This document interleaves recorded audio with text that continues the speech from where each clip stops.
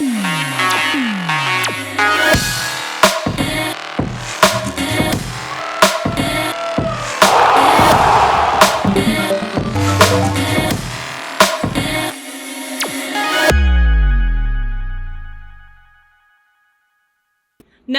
प्रिय आई ग्रास्पर्स, आपके प्रिय साप्ताहिक समाचार कैप्सूल के नए नवेले एपिसोड में आप सबका स्वागत है। हमेशा याद रखें कि प्रत्येक टीम की ताकत उसका हर एक सदस्य होता है, लेकिन हर एक सदस्य की ताकत हमेशा यही टीम होती है। यदि आप कुछ बड़ा करना चाहते हैं तो आपको यह सुनिश्चित करना होगा कि आप इस सफर में अकेले ना हो।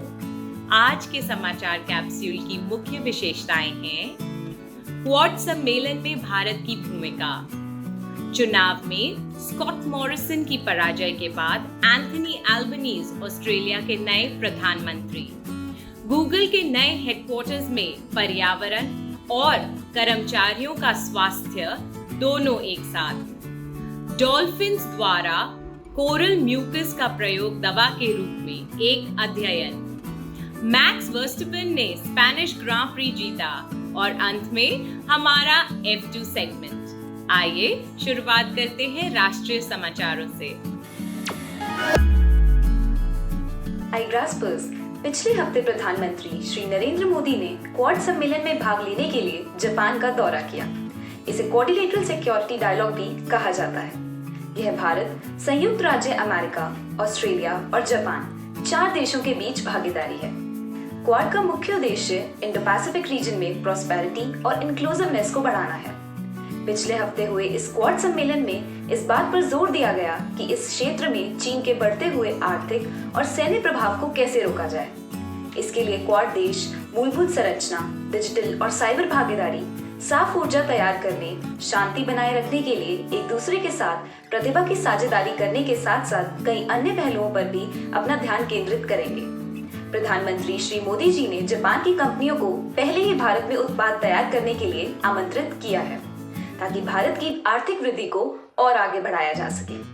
यह बहुत ही दिलचस्प बात है कि हमारा देश इस प्रकार इंडो पैसिफिक को मुक्त, खुला और पारदर्शी क्षेत्र बनाने में अपना सक्रिय योगदान दे रहा है। आईआईटी संयुक्त प्रवेश परीक्षा, जो आईआईटी जेईई के नाम से प्रसिद्ध है, उसे अंतर्राष्ट्रीय स्तर की परीक्षा बनाए जाने की योजना है। इस परीक्षा का आयोजन 25 अलग अलग देशों में किया जाएगा।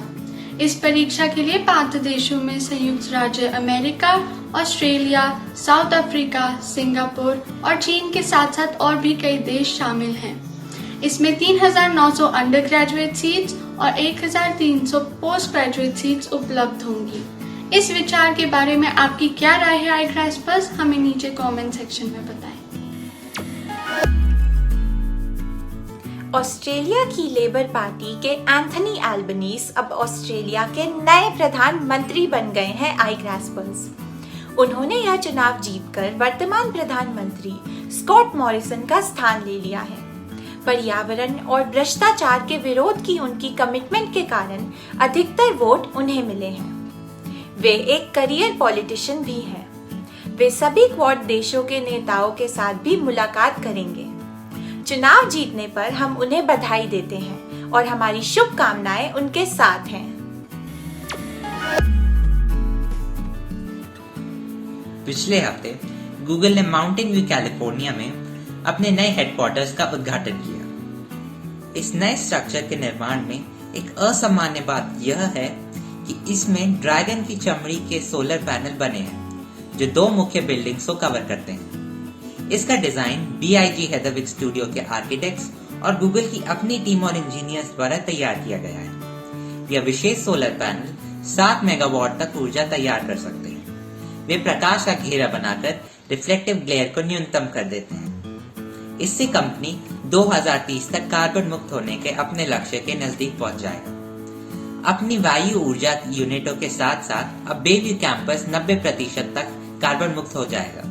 साफ ऊर्जा के प्रयोग के साथ इन बिल्डिंग्स में इंटीरियर इस प्रकार बनाए गए हैं ताकि हर कर्मचारी को प्राकृतिक प्रकाश मिले। इस प्रकार पर्यावरण और कर्मचारियों के स्वास्थ्य को एक साथ जोड़ दिया गया है। भविष्य के लिए ये शानदार सोच है ना? जी हाँ, आपने सही सुना आईग्रास्पर्स। पिछले हफ्ते वैज्ञानिकों ने जर्मनी की एक सेमेट्री में प्लास्टिक खाने वाले एंजाइम्स की खोज की।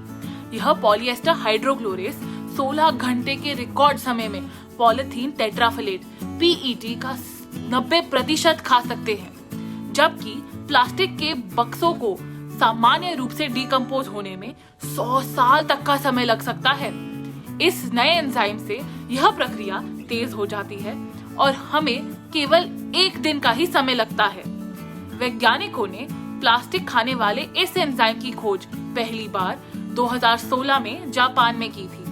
इस हाईली एफिशिएंट एंजाइम PHL-7 की खोज से रिसाइकलिंग स्वाभाविक और प्राकृतिक रूप से तेजी से तो होगी ही, साथ ही यह सस्ती भी होगी, क्योंकि इसमें डिकम्पोज करने में ऊर्जा की जरूरत नहीं होगी। इस प्रकार से प्लास्टिक खाने वाले एंजाइम तेजी से काम करने वाले, सस्ते और पर्यावरण से अनुकूल होने के साथ साथ सुपर कूल भी होंगे।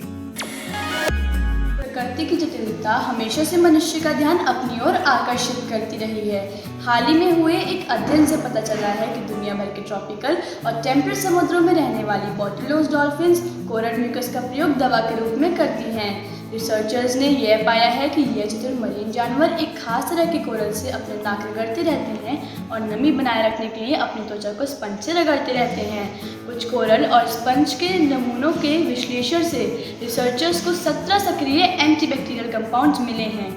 इस खोज से यह पता चला है कि कोरल का म्यूकस डॉल्फिन्स की त्वचा को ठीक करने और इन्फेक्शन दूर करने में सहायक है। यह वही हरी चिकनी परत है जिससे हम छुटकारा पाना चाहते हैं। किसे मालूम था कि पानी के नीचे भी डॉल्फिन्स अपने आप को इस तरह साफ सुथरा रख सकती हैं। आईग्रास्पर्स, क्या आपको मालूम है कि यूनाइटेड किंगडम में कैम्ब्रिज यूनिवर्सिटी के वैज्ञानिकों ने एक कंप्यूटर का माइक्रो प्रोसेसर केवल एल्गी से प्राप्त ऊर्जा से चलाया। एल्गी सोलर सेल्स की तरह काम करती है और ये सूरज की रोशनी को ऊर्जा में बदल सकती है, जिससे प्रोसेसर चलाया जा सकता है। एल्गी की क्षमता के संबंध में पहले ही कई टेस्ट किए जा चुके हैं। कई वैज्ञानिकों का सुझाव है कि इसका प्रयोग और भी कई छोटी डिवाइसेस के लिए किया जा सकता है। बहुत कूल है ना? पिछले हफ्ते मैनचेस्टर सिटी ने एस्टन विला से 3-2 की जीत हासिल करके इंग्लिश प्रीमियर लीग का टाइटल जीत लिया। यह टाइटल पाने के लिए सिटी के लिए सीजन के आखिरी दिन एक जीत हासिल करना जरूरी था। उनके कई समर्थक टीम को 2 गोल से पीछे देखकर हैरान परेशान थे। खेल के आखिरी 20 मिनट में गुंडोगन और रोड्री द्वारा किए गए 2 गोल से सिटी को पहला स्थान मिला और उन्होंने एक बार फिर ट्रॉफी जीत लिया। यदि आप मैनचेस्टर सिटी के प्रशंसक हैं तो आपके लिए यह हफ्ता बहुत ही शानदार रहा होगा। पिछले हफ्ते के स्पैनिश ग्रैंड प्रिक्स में F1 world champion max Verstappen कई बाधाओं को पार करते हुए पहले स्थान पर रहे। रेड बुल के प्रशंसकों के लिए यह बहुत बढ़िया दिन था, क्योंकि वर्स्टेपन की टीम में उनके एक साथी सर्जियो पेरेस दूसरे स्थान पर और मर्सिडीज के जॉर्ज रसल तीसरे स्थान पर रहे। इस जीत के साथ वर्स्टेपन 2022 सीजन के ड्राइवर्स में फेरारी के चार्ल्स लेक्लर्क से 6 पॉइंट्स आगे जाकर सबसे आगे रहे। आईग्रास्पर्स, पिछले हफ्ते बर्गर जॉइंट मैकडॉनल्ड ने रूस से बाहर जाने की घोषणा की। इसका चिन्ह गोल्डन आर्चेज है। यह निर्णय यूक्रेन के साथ चल रहे रूस के युद्ध के कारण लिया गया है। मैकडॉनल्ड अपना सारा कारोबार बेच देगा। इसमें उनके 800 से ज्यादा रेस्टोरेंट भी शामिल हैं। साथ ही इससे 62,000 कर्मचारी पीछे छूट जाएंगे। कई ब्रांड्स पहले ही देश छोड़कर जा चुके हैं। मैकडॉनल्ड ने वहां 1990 में काम शुरू किया था। रूस तक सोवियत यूनियन या USSR के नाम से जाना जाता था। यह ब्रांड वहां अमेरिकी पूंजीवाद के युग से लेकर कम्युनिस्ट क्षेत्र तक आगे था। अब गोल्डन आर्चेस के वहां आ जाने से रूस के सामने वित्तीय और सांस्कृतिक दोनों तरह की मुश्किलें आ सकती हैं। इस घोषणा पर रूस के नागरिकों की प्रतिक्रिया बहुत अलग है। आपका इस बारे में क्या विचार है? हमें अपने विचार contactus@igraph.com पर भेजें। माउंट एवरेस्ट बेस कैंप की चढ़ाई करके सबको आश्चर्यचकित कर दिया। ओले और बर्फीले तूफान भी उसे रोक नहीं पाए। 5364 मीटर की ऊंचाई पर पहुंचकर वे इतनी कम उम्र में इस शिखर पर पहुंचने वाली पहली भारतीय बन गई हैं। इस असाधारण साहसिक कार्य के बारे में बात करते हुए रिदम ने बताया कि उन्हें ट्रैकिंग और स्केटिंग का जुनून 5 साल की उम्र से ही था। हिमालय के ऊपर पर्वतीय क्षेत्रों की मौसम संबंधी स्थिति पर्वतों पर चढ़ने वालों के लिए बहुत सुविधाजनक नहीं होती। इन सब के बावजूद रिदम ने यह चढ़ाई करके एक बड़ी उपलब्धि हासिल की है। रिदम को हमारी ओर से बहुत बहुत बधाई। इस सप्ताह का मुहावरा है ठोकर खाना, जिसका मतलब है मुसीबतों का सामना करना। मनुष्य ठोकर खाकर ही सफलता प्राप्त करता है। बूझो तो जाने 3 अक्षर का मेरा नाम, यदि काटे तो 4। कैसे हो तुम मेरे जानू, बोलो तुम सोच विचार। अचार। पहचानो कौन? ये भारतीय महिला जयपुर की तीसरी महारानी और दुनिया की सबसे स्टाइलिश रॉयल वुमेन के रूप में जानी जाती थी। ये कला की संरक्षक भी थी। भारत के स्वतंत्र होने के बाद इन्होंने ब्लू पॉटरी के पारंपरिक शिल्प को रिवाइव और प्रमोट करने के लिए कड़ी मेहनत की। ये स्वतंत्र पार्टी की सफल राजनेता बनी और यहाँ तक हुआ कि 1962 में इन्होंने लोकसभा की भी सीट जीती। जी हाँ, आपने सही पहचाना, ये महारानी गायत्री देवी हैं। क्या आपको मालूम है कि इन्होंने कई स्कूल खोले, जिनमें से 1943 में स्थापित महारानी Gayatri Devi girls public school सबसे प्रमुख है। क्या आपको मालूम है कि वैज्ञानिकों को एक ऐसी मैन्युस्क्रिप्ट मिली है जिसे कोड ब्रेकर द्वारा समझने में सबसे अधिक समय लगा है? यह वॉयनिच मैन्युस्क्रिप्ट है, जिसकी कार्बन डेटिंग लगभग 1404 से लेकर 1438 तक की गई है। यह अनडिसाइफरेबल कोडेक्स लैंग्वेज में लिखी गई है और इसे 6 खंडों में विभाजित किया गया है। सावधानी पूर्वक निरीक्षण करने पर हिस्ट्री रिसर्चर निकोलस गिब्स ने निष्कर्ष निकाला कि यह महिलाओं के स्वास्थ्य संबंधी गाइड है। इसमें दिए गए चित्र पौधों तथा जड़ी बूटियों और स्त्री रोग के ज्ञान को रिप्रेजेंट करते हैं। Quiz time. वॉयनिच पांडुलिपि वर्ष 1969 से कहाँ रखी गई है? अपने उत्तर contactus@igrass.com पर अपने पूरे नाम, स्कूल के नाम और एक फोटो के साथ लिख भेजिए। पिछले सप्ताह के प्रश्न का उत्तर। टोक्यो ग्रीष्मकालीन ओलंपिक 2020 के शुभंकर का नाम है मिराइटोवा।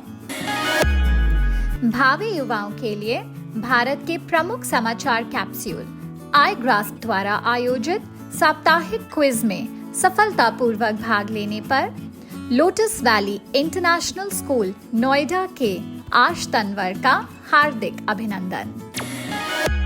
इस हफ्ते के समाचार कैप्सूल को सुनने के लिए धन्यवाद।